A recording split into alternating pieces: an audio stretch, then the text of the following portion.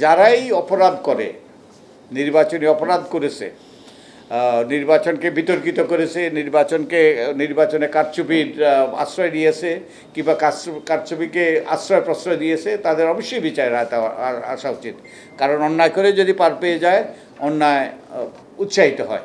আপনারা থাকাকালীনই বোধহয় আমরা কিছু কিছু জিনিস হাইলাইট করেছিলাম, যেমন নির্বাচন কমিশনকে নিরপেক্ষ করা, নির্বাচন কমিশনকে ক্ষমতায়িত করা, নির্বাচন কমিশনকে কার্যকর করা, তারপর ভোটার তালিকা, জাতীয় সংসদ নির্বাচন, আপার হাউস, লোয়ার হাউস, তারপরে রাষ্ট্রপতি নির্বাচন, রাজনৈতিক দলের নিবন্ধন, তারপরে ওই যে আর কি ওই যে অপরাধ, নির্বাচনী অপরাধ,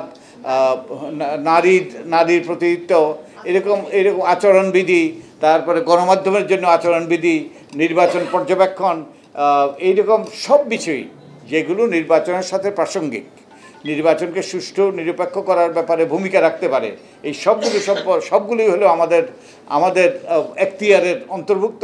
এই নিয়েই আমরা আলোচনা করি, মতামত শুনি, এবং এই বিষয় নিয়ে আমরা সুপারিশ করব। টাইম ইজ টিকিং, যে আমাদের কাজ 3 মাস। আমাদের প্রজ্ঞাপনটা জারি হয়েছে 3 তারিখে, অক্টোবরের 3 তারিখে। তো ওই 3 তারিখের মধ্যেই তো আমরা আশা করি তার আগেই আমরা চেষ্টা করব এই মাসের মধ্যে আমরা আমাদের প্রস্তাবগুলো পেশ করতে। এগুলো আমাদের এখতিয়ারের বহির্ভূত। এগুলো দায়িত্ব নির্বাচন কমিশনে দেখবে। ব্রেকফাস্ট, টিফিন কিংবা স্ন্যাক টাইমে মজাদার আয়োজন মানে অল টাইম ব্রেড। তো আমাদের কাজ হলো টেকনিক্যাল, যে কতগুলো বিষয় আমরা এগুলো মতামত নিয়ে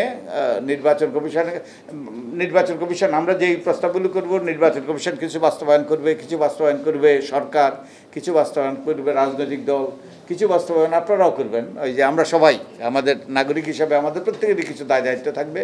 তো আমাদের কাজ হলো সেই বিষয়ে নিবিষ্ট থাকা। এইবারে একটা কথা বোধহয় নিশ্চিত করে বলা যায়, আমাদের নির্বাচন কমিশনার বলেছেন, প্রধান নির্বাচন কমিশনার বলেছেন যে এই ইভিএম হবে না, কারণ এটা একটা দুর্বল যন্ত্র।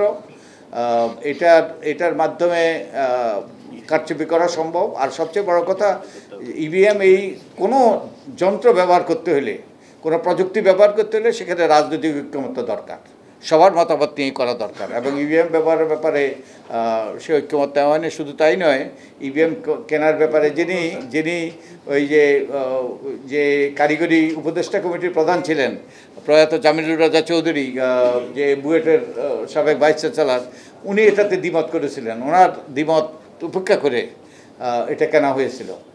তো এটা এবার হবে না, এটা আমরা বোধহয় নিশ্চিত করে বলতে পারি, ব্যবহার হবে না। এই যে যেসব বিষয়গুলো এখানে আলোচনা হয়েছে, যেসব বিষয়গুলো আমরা আপনাদের মনে যেগুলো উকিঝুঁকি মারছে, আপনারা যেগুলো মনে করেন গুরুত্বপূর্ণ, এগুলো রাজনৈতিক দলরাও বলেছে।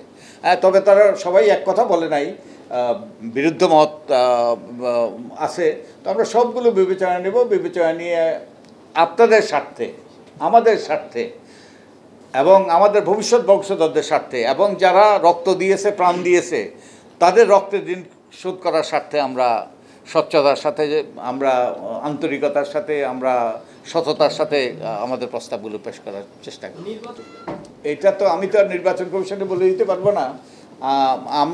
আমরা যেই প্রস্তাবগুলো করব, যেই প্রস্তাবগুলো তারা বিবেচনায় নেবে এবং বাস্তবায়ন করার চেষ্টা করবে, আশা করি সবগুলো না হলে যতগুলো করা সম্ভবপর হয়।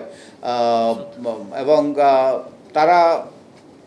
তারা সিদ্ধান্ত নেবে, অন্য কার সাথে কথা বলবে, কার মতামত দেবে, কার পরামর্শ নেবে, তার ভিত্তিতে তারা কার্যক্রম পরিচালনা করবে।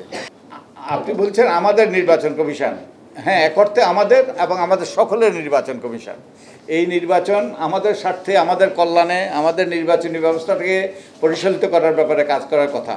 এবং আমি আগেই বলেছি, এখানেও দাবি উঠছে যে যারা অন্যায় করেছে তাদেরকে বিচারের আওতায় এনে এবং নিরপেক্ষ বিচারের মাধ্যমে তাদেরকে শাস্তি প্রদান করার দাবি এসছে। আমি তো মনে করি এটা যৌক্তিক।